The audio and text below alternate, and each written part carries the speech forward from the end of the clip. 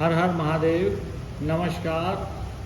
आज श्रावण मास का 25वां दिन है और श्रावण मास की कथा, शिव कथा को शैलिका जी शिव पुराण के माध्यम से हमको श्रवण कराएंगी। शैलिका जी बहुत बहुत नमस्कार। नमस्कार। आप हमारे दर्शकों को अत्यंत लाभपूर्ण कथा शिव पुराण के माध्यम से 25वें दिन की कथा का श्रवण कराएं। शैलिका जी। हर हर महादेव सभी को। जैसा कि आज 25वां दिन है तो हम उसकी कथा को आरंभ करते हैं। आज की कथा में हम शिव जी की दूसरी लीला देखेंगे कि किस तरह से उन्होंने जलंधर नामक असुर का वध किया था। अब फिर यहाँ से कथा आरंभ होती है, जो जलंधर का जन्म कैसे हुआ और कैसे उन्होंने शिव जी के द्वारा उनका वध हुआ। तब एक बार जो है शिव जी जब कैलाश पर्वत पे बैठे थे तब वो योग की निद्रा में थे, योग कर रहे थे। तब जब वो ध्यान में थे तो उनके शरीर से एक पसीना जो है, पसीने की बूंद पृथ्वी पर जा गिरती है समुद्र के अंदर। तो उस समुद्र में जो है उस पसीने की बूंद से जो है एक बालक उत्पन्न हो जाता है। वो बालक फिर समुद्र के तट पर आ जाता है और वहाँ पर बैठकर बहुत ज़्यादा रुदन करने लग जाता है। और उसका जो रुदन होता है वो इतना तेज होता है कि जिसके कारण पूरी पृथ्वी जो है परेशान हो जाती है, पूरी पृथ्वी हिलने भी लग जाती है। सभी देवी देवता परेशान हो जाते हैं कि इतना तेज रुदन ये किस बालक का है। जब सभी देवी देवता ऋषि मुनि भी जाते हैं ब्रह्मा जी के पास और कहते हैं कि ऐसे ही समुद्र के तट पर एक बालक है और वो बहुत ज़्यादा क्या कहते हैं रोता है, और जो उसके रोने के कारण उसको इतना अधिक रुदन है कि जिसके कारण पृथ्वी भी काँप रही है। कृपा करके आप जो वहाँ पर जाइए और पता लगाइए ये किसका बालक है। तब ब्रह्मा जी जाते हैं सभी ऋषि मुनियों को लेकर। अब वहाँ पर देखते हैं तो वो जो बालक था बहुत ही कीर्तिमान था, उसका जो तेज था बहुत अधिक था, क्योंकि वो महादेव जी के पसीने से, उनके तेज से जो है उत्पन्न हुआ था। तो इस कारण वो बहुत अधिक कीर्तिमान था। अब जब ब्रह्मा जी ने देखा तो वो बहुत प्यारा था, उन्होंने उनको गोद में लिया। और जब वो उनको गोद में लिया तो ब्रह्मा जी से स्नेह करने लगे। तब उस बच्चे ने, उस बालक ने ब्रह्मा जी को का गला पकड़ लिया और वो गला इतनी तेज पकड़ा कि उनकी आंखों से जो है आंसू आने लग गए। जब उनकी आंसू आने लग गए तब उन्होंने किसी भी तरह उस बालक से अपना गला छुड़वाया। और फिर समुद्र भी वहाँ पर आ जाते हैं, क्योंकि समुद्र भी उस बालक को अपनी गोद में ले लेते हैं फिर, क्योंकि कहते हैं कि वो समुद्र के अंदर उनका पसीना गिरा था, तो वो समुद्र के जो है समुद्र जी उनके पिता हैं। तो इस तरीके से बोला। फिर समुद्र जी ने बोला कि कृपा करके ब्रह्मा जी आप इस बालक के बारे में बताइए और इस बालक का जो है जात संस्कार कीजिए, आप ही करेंगे। तब उन्होंने कहा था कि जिस तरह से इसके पकड़ने पर मेरे आंखों में आंसू आ गए तो उसी कारण इसका नाम जलंधर पड़ेगा। तब वहाँ से उनका नाम जलंधर पड़ा।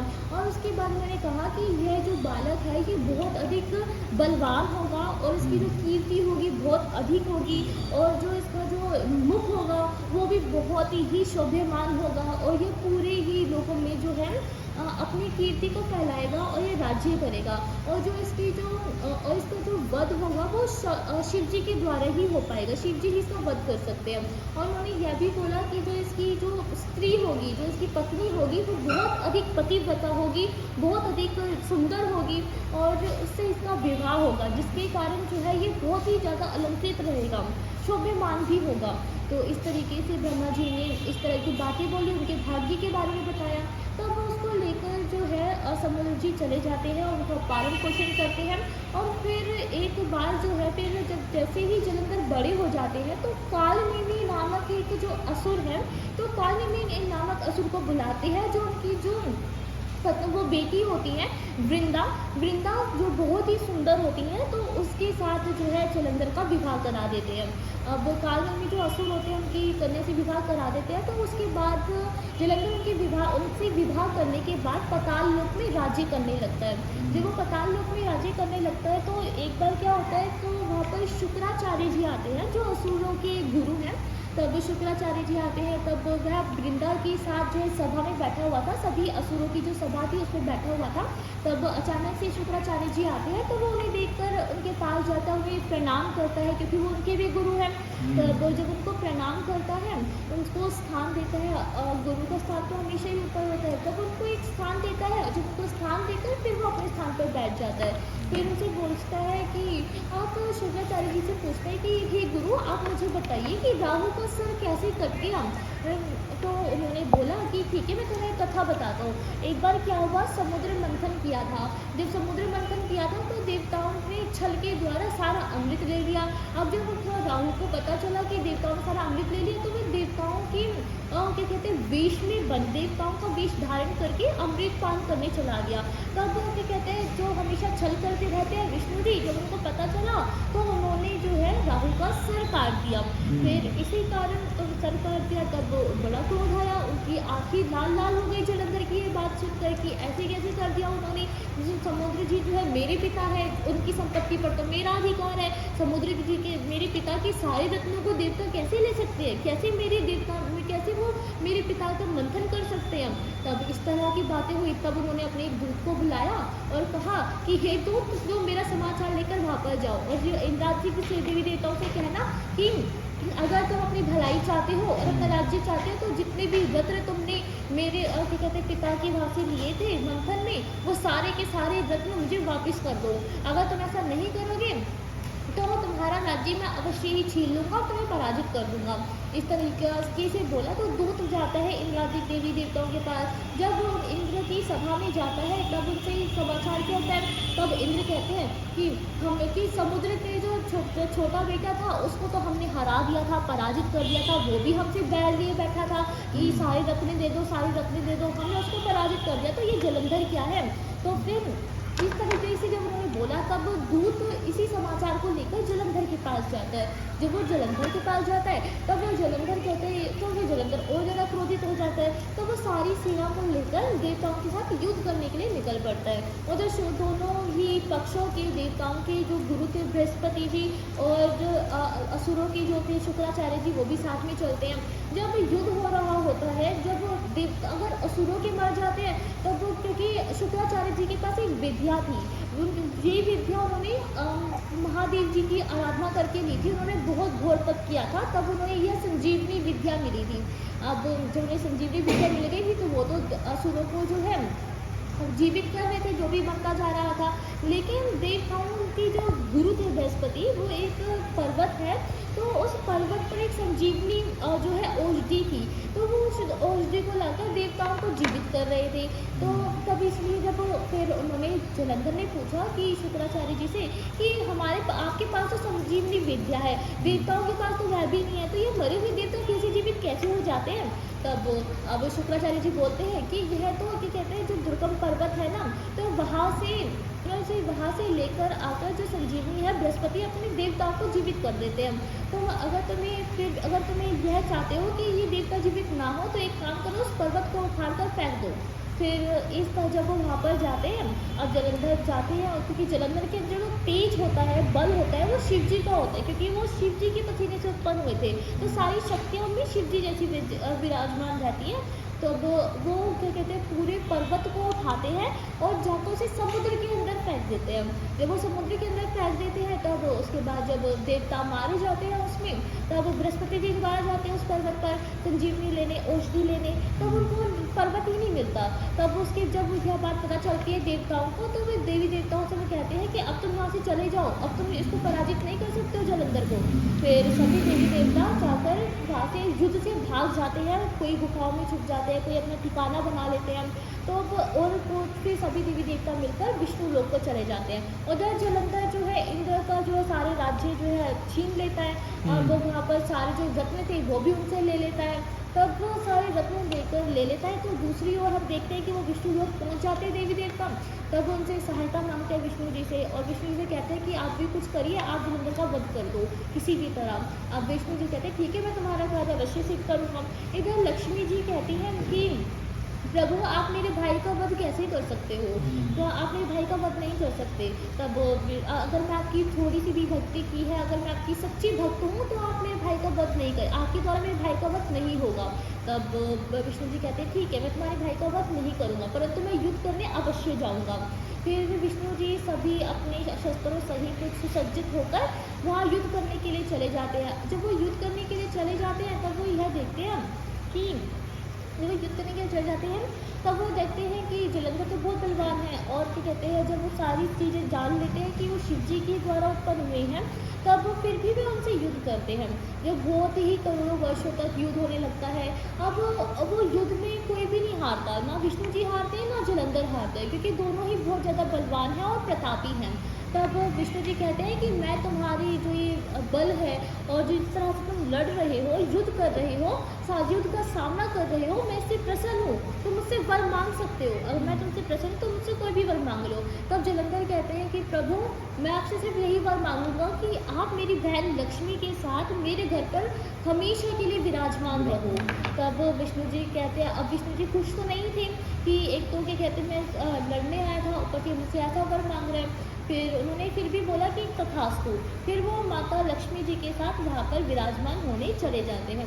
इधर जो है विष्णु जी तो बैठ जाते हैं, फिर इंद्रादी सभी देवी देवता परेशान हो जाते हैं और फिर वो जाते हैं माँ महेश्वर जी के पास। महेश्वर जी से प्रार्थना करते हैं बहुत ज़्यादा, और उसके कहते हैं कि आप किसी भी तरह जलंधर का वध करो। उधर विष्णु जी जो है नारद मुनि को भेजते हैं कहते हैं जलंधर के पास। अब जलंधर तो बहुत अधिक खुश था कि उसके पास सारे रत्न हैं, उसे जो उसके पिता से छीने गए थे वो भी उसके पास रत्न आ गए। फिर नारद मुनि ने ऐसी माया फेरी, उनसे जाकर कहा कि जलंधर का बहुत अधिक उनकी इतनी ज़्यादा प्रशंसा कर दी कि आपको तो कोई भी नहीं हरा सकता, सभी को आपने पराजित कर दिया है, और उनका बहुत अधिक गुणगान गाने लग गए नारद मुनि जी। परंतु फिर उनसे कहा कि आपके पास सारी रत्न है, परंतु आपके पास तो स्त्रियों में कोई भी रत्न नहीं है, आपको तो स्त्रियों में जो रत्न हो उसको भी भोगता होना चाहिए था। तब जलंधर भाई काम की वशीभूत हो गई। अब उन्होंने कहा कि ऐसी स्त्री कहाँ मिलेगी नारद मुनि, आप मुझे बताइए, मैं उसको जीत कर ले आऊँगा। तब नारद मुनि ने कहा कि ऐसी स्त्री तो और कोई नहीं, माँ शंकर जी की पत्नी माता पार्वती जी है, उनका जैसा रूप तो किसी का भी नहीं हो सकता, वो तो परम सुंदर है, रत्नों में जो है सबसे अधिक जो है रत्नों में प्रकाशित है, शोभ्यमान है, वो माता पार्वती जी है। अगर तुम रत्नों में स्त्री देखना चाहते हो तो माता पार्वती जी को वर दो। फिर इस तरह की जब उन्होंने बातें कही, तब जलंधर जो है कामसुप्त होकर अपने एक दूत को शंकर जी के पास भेजता है, कहता है कि कैलाश पर्वत पर एक योगी रहता है, शंभू नाम है उसका, तुम जाकर कहो कि अगर वो युद्ध नहीं करना चाहता, जब अपनी जान बचाना चाहता है तो अपनी पत्नी को मुझे दे दे। फिर जब दूत वहाँ पर जाता है, वो राहु होता है, राहु ही दूत बनकर वहाँ पर जाता है। फिर जब वो वहाँ पर जाता है तो शिवगण उसको जाने नहीं देते सभा के अंदर, और जब शिवगण जाने नहीं देते तब वो सभी लोग उससे जो है फिर वो बहुत ही उद्दंडता से शिव सभा में चला जाता है, और फिर वहाँ पर जाकर शिव जी को सब कुछ समाचार सुनाता है। तो शिव जी का क्रोध का पारा चढ़ जाता है, वो बहुत अधिक क्रोधित हो जाते हैं, उनके लाल लाल नेत्र हो जाते हैं।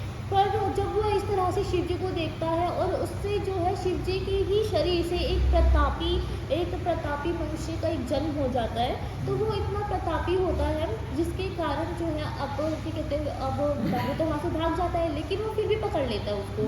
अब जब वो इतना प्रतापी था तो पकड़ लेता है, फिर वो शिव जी के पास लेकर आता है, कहते हैं कि प्रभु मुझे भूख लगी, अब तो मुझे कुछ ना कुछ तो खाना है। फिर राहुल उनसे क्षमा मांगता है कि प्रभु मैं तो सिर्फ समाचार देने आया था, आप मुझे ऐसे सजा मत दो। फिर इस तरीके से जब वो शिव जी पर प्रसन्न हो जाते हैं और कहते हैं कि ठीक है मैं तुम्हें जाने देता हूँ, तब उनसे कहते हैं कि इसको जाने दो। तब जो उनके शरीर से उनके क्रोध से उत्पन्न हुआ था, उनके तेज से उत्पन्न हुआ था, तो वो कहता है कि मुझे बहुत अधिक भूख लगी है, अब मैं क्या करूँ, आपने तो इसको जाने दे दिया। तो उन्होंने कहा, शिव जी ने कहा कि तुम अपने जो है हाथों का और पैरों का मांस खा लो।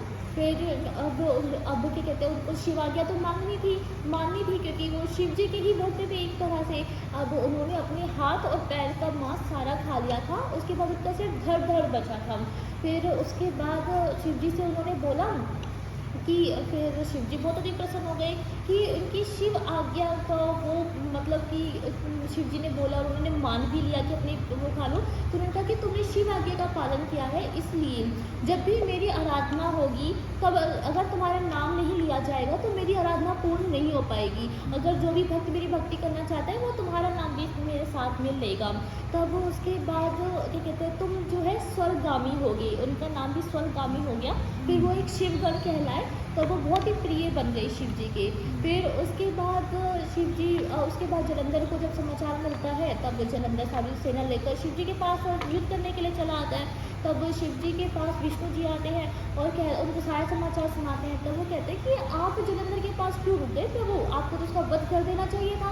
तो विष्णु जी ने कहा कि मैं कैसे वध कर सकता था, एक तो वो आपका अंश है, ऊपर से वो लक्ष्मी का भाई है, तो मैं कैसे उसका वध कर सकता हूँ, इसलिए मुझे वहाँ पर ठहरना पड़ा, मुझे उसके घर में आश्रय लेना पड़ा। फिर उसके बाद जो शिव जी ने हंसकर बोला ठीक है, अब तो मैं ही उस जलंधर का वध करूँगा। फिर उसके बाद जो है शिव जी की माया होती है, वो सारी अपने शिव गणों को तैयार करते हैं, सभी देवी देवता उनके साथ युद्ध करने के लिए जाते हैं और वह भी युद्ध करने के लिए तैयार हो जाते हैं। फिर वो सारे आते हैं, फिर उसके बाद जो है उनके बीच में युद्ध होने लगता है, जलंधर उनके साथ युद्ध करने लगता है। फिर दूसरी ओर हम यह देखते हैं कि जलंधर जो है अब उनको माता पार्वती को देखने की चेष्टा तो होती है, वो माता पार्वती को देखना चाहते हैं। अब इसलिए वो एक गंधर्व एक माया फेर देते हैं, जिसके कारण आसपास सभी लोग नृत्य करने लगते हैं और जो है गाने बजाने लगते हैं। अब शिव जी तो वैसे भी उनको तो वैसे ही बोला जाता है कि वो जैसे ही एक स्वर सुनते हैं ध्वनि का तो वो नृत्य करना शुरू कर देते हैं। तब उन्होंने नृत्य करना आरंभ कर दिया, क्योंकि वो भी उस लीला में फंस गए। अब वो क्योंकि उनको मनुष्य की भांति लीला तो दिखानी ही थी। अब जलंधर जो है शिव जी का वेश धारण कर माता पार्वती जी के पास चला जाता है। जब माता पार्वती जी देखती है कि शिव जी आ गए हैं तो अपने सखियों का साथ छोड़कर शिव जी के पास आती है। तो उसी समय जो है जब वो जलंधर होता है जो शिव जी का वेश धारण कर आता है, उसी समय उसका जो वीर्य होता है वो पृथ्वी पर गिर जाता है और वहीं पर वो जड़ हो जाता है। तब माता पार्वती जी को पता चल जाता है कि यह कोई और नहीं, यह तो एक असुर है।